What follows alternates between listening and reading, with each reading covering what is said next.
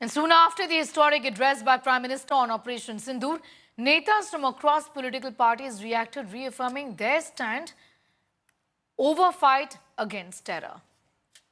Tensions ratchet up between two de facto nuclear weapon states.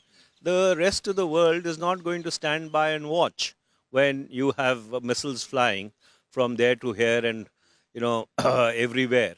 So, therefore, the other countries of the world will obviously be talking to both the countries when you're not talking to each other. Trump ಅವರು credit ತಗೊಳ್ಳಕ್ಕೆ ಅವ್ರು ಹೇಳ್ತಾ ಇದ್ದಾರೆ, ಇಲ್ಲ ಅಂತ ಇವರು ಹೇಳ್ತಾ ಇದ್ದಾರೆ. ಅದಕ್ಕಾಗಿ ಇದು ಸೂಕ್ಷ್ಮವಾದಂತ ವಿಷಯ ಇದೆ. ಆಲ್ ಪಾರ್ಟಿ ಮೀಟಿಂಗ್ ನ ಕರೀತಾರೆ, ಕರೆದಾಗ ನಾವು ಇದನ್ನ ಮಾತಾಡ್ತೀನಿ.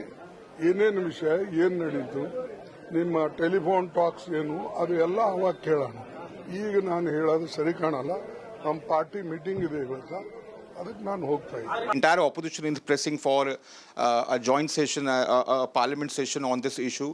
But Nishikant Dubey, who is BJP's MP, he's saying that you are insisting for this because you want to defame Indian Army, and this is when Atal Bihari Vajpayee ji insisted on a special session of Parliament in the middle of 1962 war.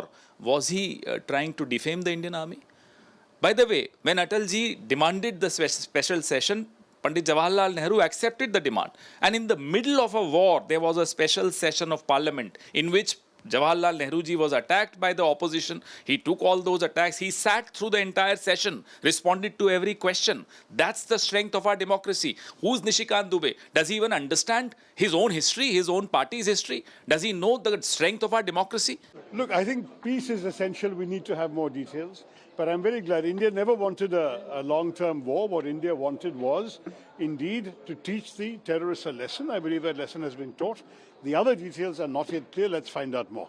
Thanks so much. दो चार सवाल जरूर उठते हैं प्रधानमंत्री जी के भाषण से। पहला सवाल है कि उन्होंने ना तो अमेरिका का और ना प्रेसिडेंट ट्रंप का कोई जिक्र किया, और प्रधानमंत्री जी कहते हैं कि एक नया आयाम स्थापित हुआ है ऑपरेशन सिंदूर की वजह से। बिल्कुल सही कह रहे हैं आप प्रधानमंत्री जी, एक नया आयाम स्थापित हुआ है।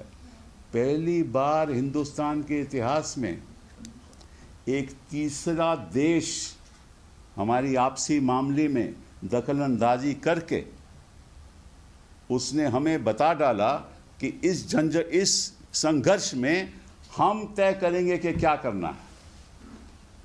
ये पहले हिंदुस्तान में कभी हिंदुस्तान के इतिहास में नहीं हुआ।